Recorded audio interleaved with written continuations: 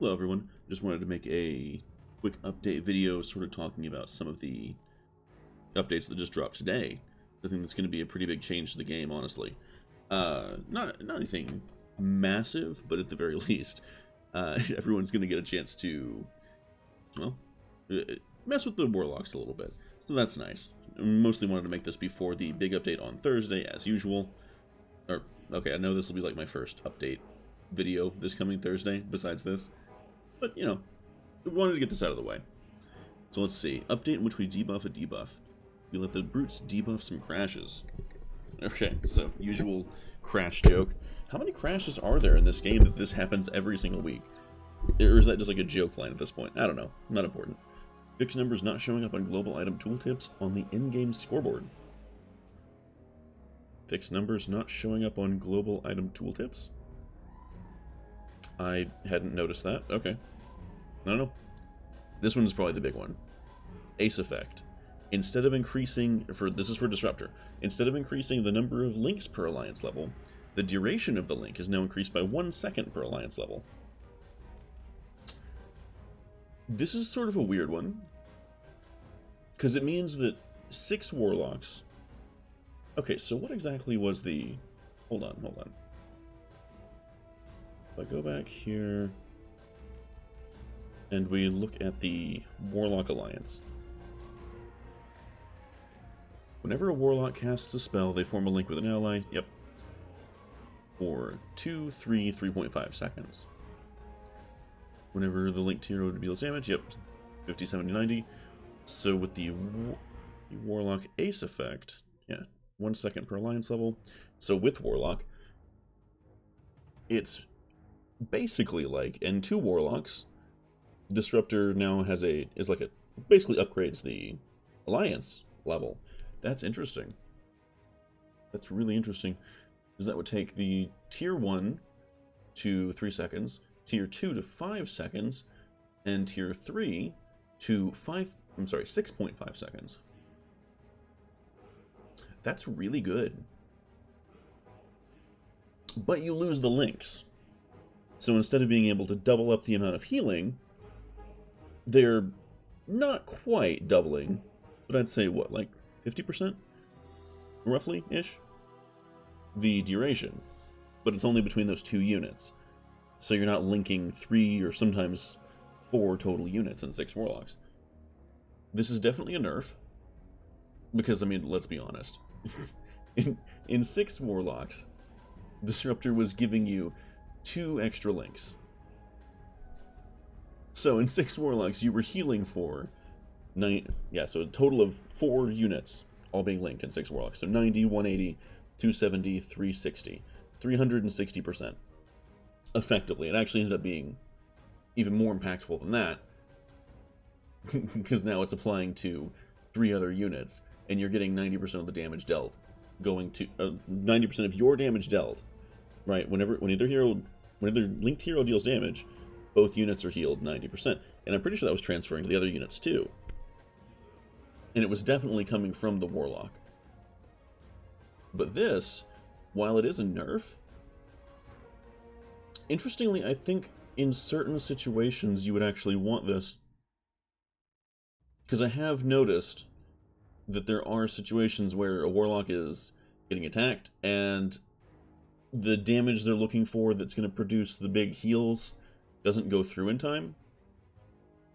So this does mean that the unit that was getting hammered the hardest is going to be getting even more support. I think this is a really elegant solution, actually. We'll have to see exactly what happens, but this does not look like a buff, which is exactly right, it shouldn't.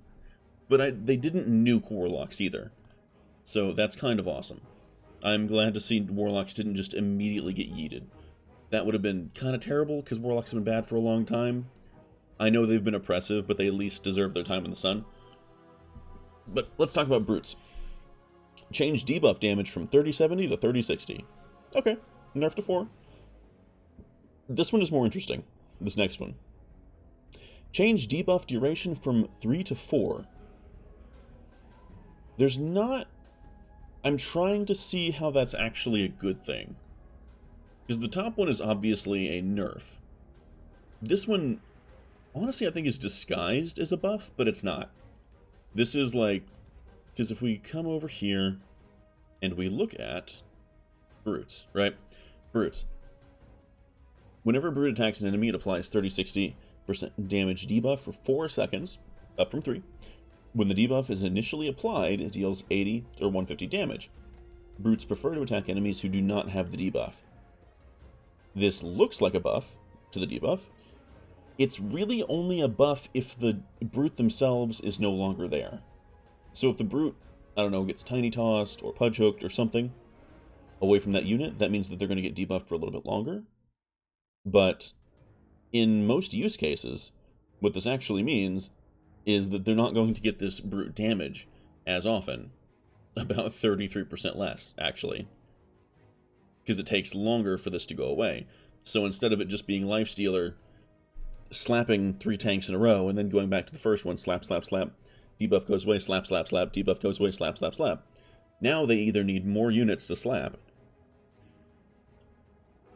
or actually, no either. They just increase the number of units that it needs to be surrounded by for this to be effective, which means the brute's going to go down faster. This is sort of in the same vein of the Warlocks, where it's not just a nerf. There are good things about it too, but this is clearly them touching down the power level of brutes, which I can appreciate. 4 brutes was very strong. And they also nerfed the 2 brutes a little bit. But you know what, that's probably fair. They were pretty oppressive. 2 brutes in the early game could get pretty oppressive. So, you know what, fine. Let me talk about the Void Spirit changes real quick, because there's not a whole lot to talk about here, but there's a couple of things. Void Spirit Dissimulate.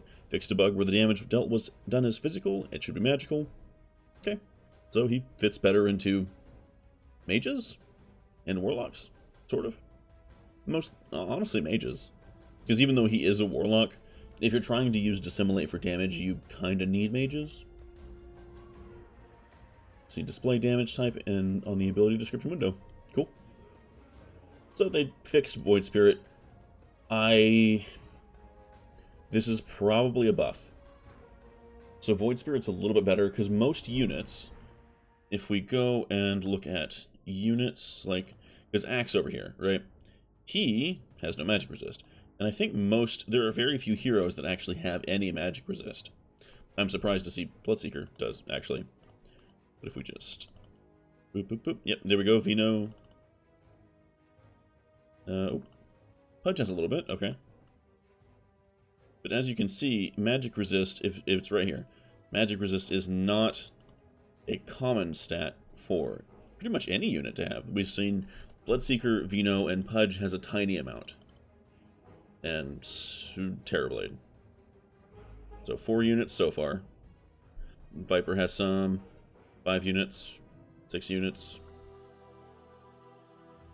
7. Nope. Oh. Enigma has a ton of magic resist. Alright. 8. 9. And it seems like most of the ones that do were all ace units. 10. Yeah, the ace units all have at least, or a bunch of them have at least some. But looks like 10 out of all of them. So those are the only units in the entire game that this has any impact on. For pretty much everyone else, unless they have exactly 0 armor, this will hurt them more. So, a minor buff to Dissimulate. Not a huge one, not really a big deal. Spirits is still good mid-game. This doesn't change that. Yeah, it's just interesting. Completely redesigned the UI flow when pressing the play button. Let me show you that. This looks nice. Look at this. I can just pick from between the 2. We got duos. They've got all their related stuff. I can select this here. I think I can still select this here. But, yeah. Look how nice this looks. This is excellent. Added more like audio cues for knockout mode.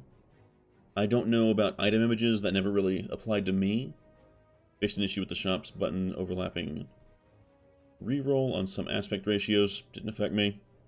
Fixed show scoreboard button on all layouts and aspect ratios. Cool. That should be everything, guys. So, yeah, thank you for sticking around. I'll be doing the jail video here in a couple minutes.